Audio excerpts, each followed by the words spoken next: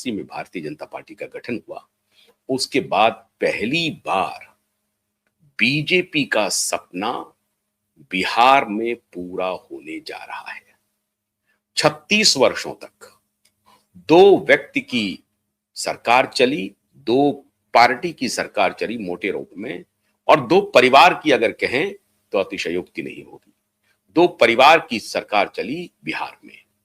पहली बार परिवार विहीन, पार्टी विहीन, परिवार विहीन मतलब परिवार विहीन पार्टी जो है, मतलब जिसमें पार्टी का सेब, परिवार का सेब जिस पार्टी में नहीं है उतना, पहली बार ऐसी पार्टी सरकार बनाने जा रही है। पहली खबर तो यह है। सरकार बनाने का मतलब है उस पार्टी का मुख्यमंत्री होगा। दूसरी बड़ी खबर यह है कि किसी ने नीतीश कुमार को धोखा दिया, या कोई धोखा नीतीश के साथ नहीं हुआ है। और तीसरी खबर यह है कि अपोजिशन की जो सबसे बड़ी पार्टी है राष्ट्रीय जनता दल, उसमें 16 मार्च को बहुत बड़ी टूट होने वाली है। और यह परिदृश्य राज्यसभा के चुनाव के बाद स्पष्ट हो जाएगा। मतलब कल शायद शाम तक यह तस्वीर साफ हो जाएगी कि क्या आरजेडी में कुछ विधायकों की टूट हुई है। टूट से पहला तात्पर्य यह है कि अगर राज्यसभा के वोटिंग में आरजेडी के विधायक ने क्रॉस वोटिंग कर दी, तो क्या यह माना जाएगा कि आरजेडी टूट के कगार पे है। और अगर ऐसा हुआ तो उसके बड़े मायने क्या हैं, और उस मायने का नीतीश कुमार की सेहत पे क्या असर होने वाला है। अगर आंकड़े को आप देखेंगे तो वो आंकड़ा आपके दिमाग की दही बना देगा। मैं ऐसा क्यों कह रहा हूं दिमाग की दही बना देगा? वो इसलिए कि अगर जेडीयू को माइनस कर दे, 85 सीट है जेडीयू की, उसको माइनस कर दीजिए आप, तो 89 सीट भारतीय जनता पार्टी की, 19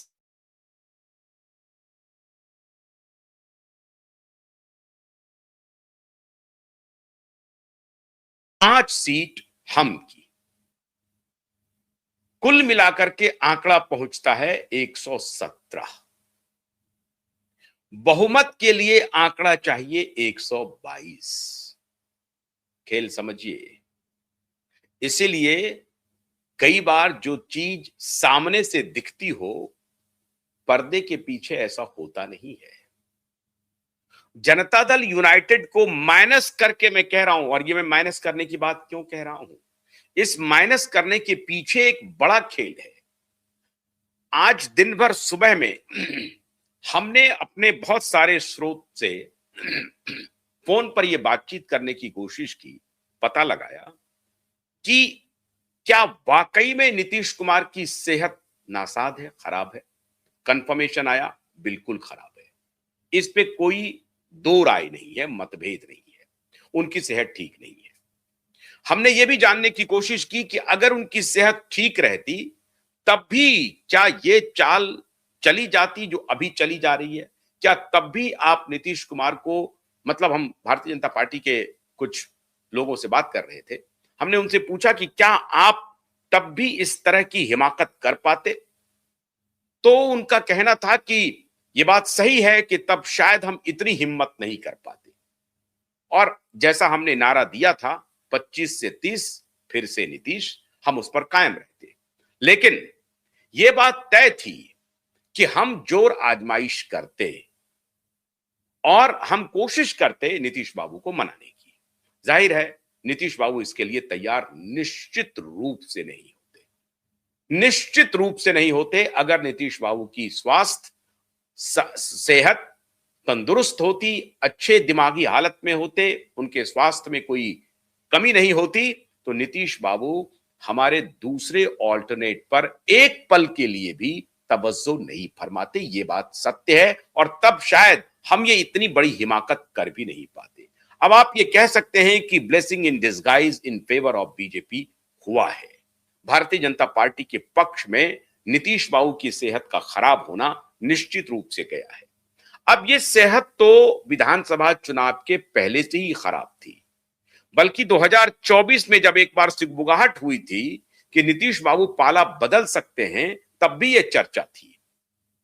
लेकिन उस वक्त ऑपरेशन लोटस कामयाब रहा और नीतीश बाबू को पाला बदलने नहीं दिया गया।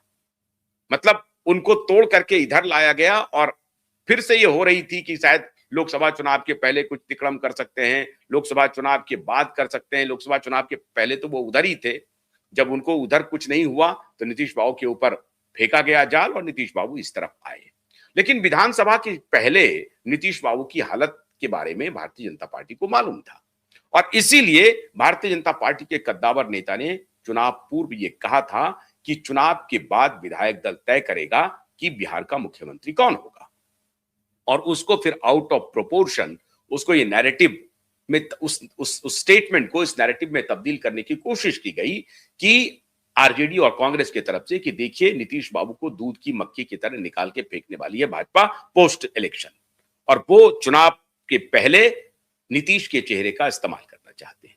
खैर, अब वो सेटल डाउन हो गया है, उसका कोई मतलब नहीं है। हमने जो 2-3 सवाल आपके सामने रखे हैं वो बेहद महत्वपूर्ण है। मैं आरजेडी के टूट से शुरू करता हूं। आरजेडी के टूट का मतलब क्या है? आरजेडी के टूट का मतलब है कि अगर कल राज्यसभा की वोटिंग में आरजेडी के तरफ से कुछ विधायकों ने क्रॉस वोटिंग कर दी, तो क्या आने वाले दिनों में, और ये ताकत दिखाया जाएगा भारतीय जनता पार्टी की तरफ से कि देखिए हमने आरजेडी के ऊपर काम किया और आरजेडी के फला फला विधायक हमारे संपर्क में हैं, हमारा आंकड़ा 123 तक पहुंच रहा है। अब ऐसी परिस्थिति में हम सरकार बना सकते हैं। अगर हमको तिकड़म ही करना है तो हम सरकार बना सकते हैं। अब इसका उलट प्रभाव क्या पड़ सकता है? दूसरी परिस्थिति क्या हो सकती है कि नीतीश बाबू और आरजेडी एक साथ आएंगे। नीतीश बाबू और आरजेडी का जो आंकड़ा है वो 85 और 25 का है, 110 तक पहुंचता है आंकड़ा। अब अगर मान लीजिए कि एक पल के लिए आरएलएसपी बड़ा डिपेंडेंट रहते हैं नीतीश बाबू के ऊपर, वो टूट के चले भी जाए, 114 हो गया। हम भी अगर टूट के चले जाए तब भी 119 होता है। मतलब क्योंकि चिराग पासवान की पार्टी टूटकर जाने से रही, चिराग पासवान की पार्टी नहीं टूटेगी और चिराग पासवान उस तरफ पाला नहीं बदलेंगे। केंद्र में अभी उनको रहना है, 5 साल के बाद चुनाव होना है, तो माया मिली न राम हो जाएगा। तो चिराग पासवान की पार्टी तो हनुमान है एक प्रकार से मोदी जी के, वो नहीं जाएंगे और उनको अभी दूर की राजनीति करनी है, तो वो अभी की परिस्थिति में किसी भी सूरत में नहीं जाएंगे।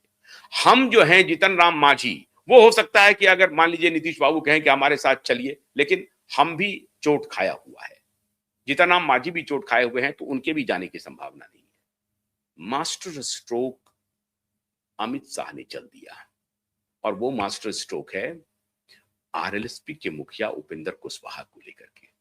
उपेंद्र कुशवाहा को इतना लिबर्टी दिया है कि उनकी हैसियत नहीं है कि वो बीजेपी के चंगुल से खुद को आजाद कर सकें, उनको कुछ नहीं मिलेगा। उपेंद्र कुशवाहा पूरी तरह से बीजेपी की रहमो करम पर है। उनका बेटा ना विधान परिषद का सदस्य है ना विधानसभा का सदस्य है, बिना किसी सदन के सदस्य हुए बिना वो कैबिनेट मिनिस्टर है। उपेंद्र कुशवाहा का पुत्र, और उपेंद्र कुशवाहा को लोभ दिया कि आपको हम राज्यसभा दे देंगे। ऐसा लोभी पार्टी, ऐसा लोभी व्यक्तित्व आपको बिहार में, हालांकि पूरी भारतीय राजनीति में अब लोभियों की कतार बड़ी लंबी है, लेकिन उपेंद्र कुशवाहा तो लोभ का समझिए कि एक सिंबल ही है। अपने बेटे को बना दिया, उनके पार्टी में टूट हो गई, कार्यकर्ता छोड़ के चले गए, विधायक तो नहीं गए लेकिन कार्यकर्ता छोड़ के चले गए, फिर अपनी पत्नी, अपने बेटे, यही उनकी पार्टी है पूरी तरह से। तो उपेंद्र कुशवाहा को कहा कि ठीक है तुम्हारा लोभ ही सही, तो लिए लो लोभ का पत्ता और कहा कि देते हैं राज्यसभा की सीट। अब टूटने का ख्याल मन में नहीं लाना और नीतीश बाबू की बहुत ज्यादा तारीफ करने की जरूरत नहीं है पब्लिक में। ये अंदर खाने की बात है, मतलब उन्होंने कहा नहीं भरपेटम इशारा यही है, मैसेज साफ है कि आप जो गाहे बखाए कह देते हैं कि नीतीश बाबू ये, नीतीश बाबू वो, नीतीश बाबू वो, कहना बंद करो। बेटे को बना दिया मंत्री और आपको भी भेज रहे हैं राज्यसभा। चुप। तो कॉम्बिनेशन देखिए क्या है। आरएलएसपी में टूट संभव नहीं है। आरएलएसपी एनडीए के साथ रॉक की तरह खड़ा रहेगा। जीतन राम मांझी रॉक के साथ खड़े हैं और नीतीश बाबू को टेंटर हुक पे रखा गया कि इस बार हम आपकी कोई नहीं सुनने वाले हैं। आपकी सेफ एग्जिट, आपके साथ हमारा अलायंस है, हम आपकी इज्जत करते हैं, आपको 100 सम्मान रखेंगे, आप जो कुछ भी डिमांड करेंगे, जो पूरी करने लायक है, हम पूरी करेंगे। एक तो उनकी सेहत ठीक नहीं है, it goes in favour of BJP, और दूसरी जो आंकड़ा है, जो कॉम्बिनेशन है सीट का, उस पर शाह ने बहुत जबरदस्त चाल चल दी और यहां नीतीश बाबू को अब समझौता करने के लिए